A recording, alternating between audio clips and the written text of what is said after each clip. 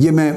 یعنی جو ہمارا ماڈل ہے پاکستانی اور Indian model, Pakistani model Indian model, ہمارے ہاں عقیدے کا جو کانسیپٹ ہے اس کی بات کر رہا ہوں۔ ہم ایسی چیزوں سے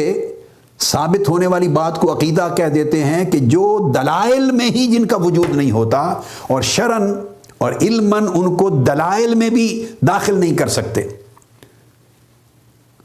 دیکھیے، ایک ہے دلائل یقینیہ، یہ دلائل قطعیہ ہیں، دوسرے دلائل ظنیہ ہیں۔ یہ آگے بحث آ جائے گی۔ میں نے جیسے بتایا کہ میں اصطلاحات سمجھانے کے لیے کوٹ کر دوں گا، مگر ہر ایک کی تفصیل اس وقت پہ نہیں جاؤں گا، چونکہ چلتے چلتے ان سیریز میں آگے وہ ابحاث خود آ جائیں گی۔ اتنی بات چونکہ علماء ہیں، اساتذہ طلباء، پتہ ہے کہ علم ظنی کس سے حاصل ہوتا ہے اور علم یقینی کس سے حاصل ہوتا ہے۔ یہ قرآن مجید کی دلالات لفظیہ سے بھی معلوم ہوتا ہے،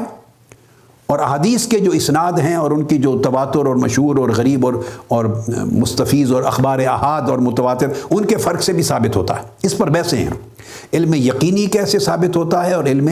ظنی کیسے ہوتا ہے۔ اور جو دلالات ہیں، علم الدلالات، الفاظ قرآنی کے، نصوص کی جو دلالات ہیں، نص ہے، اقتضاء ہے، اشارہ ہے، دلالت ہے، پھر دلالت قطعی ہے یا ظنی ہے، پھر دلالت کے ساتھ اس کا ثبوت قطعی ہے یا ظنی ہے، ان کو ملاتے ہیں تو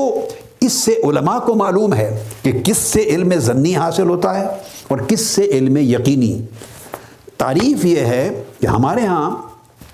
تو یہ ہے کہ دلائل یقینیہ کو بھی ہم نے ایک طرف رکھ دیا،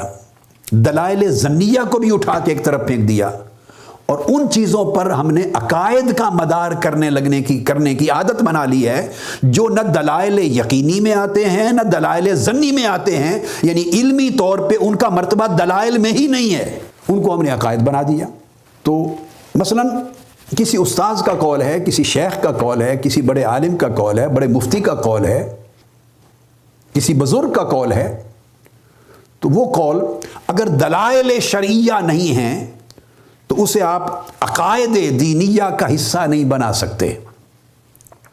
اور اگر دلائل ہیں اور وہ ظنی ہیں تب بھی عقائد دینیہ کا حصہ نہیں ہو سکتے۔ ہاں، پھر آپ کی ترجیحات الگ چیز ہیں، آداب میں آ سکتے ہیں، ترجیحات میں آ سکتے ہیں، آپ کے معمولات میں آ سکتے ہیں، مباحات میں آ سکتے ہیں، ممکن ہے وہ منع نہ ہو، حرام نہ ہو، گناہ نہ ہو، یعنی یہ درجے ہیں۔ تو درجہ بندی کے بغیر علم صحیح کا وجود نہیں آتا۔ تو یاد رکھ لیں کہ تعریف میں ہر امام نے شرط مقرر کر دی کہ وہ عقائد دینیہ جو ادلہ یقینیہ سے مستنبط اور مستخرج اور مکتسب ہوں، اس علم کو علم العقائد کا نام دیتے ہیں، یہ علم اصول الدین کا نام دیتے ہیں۔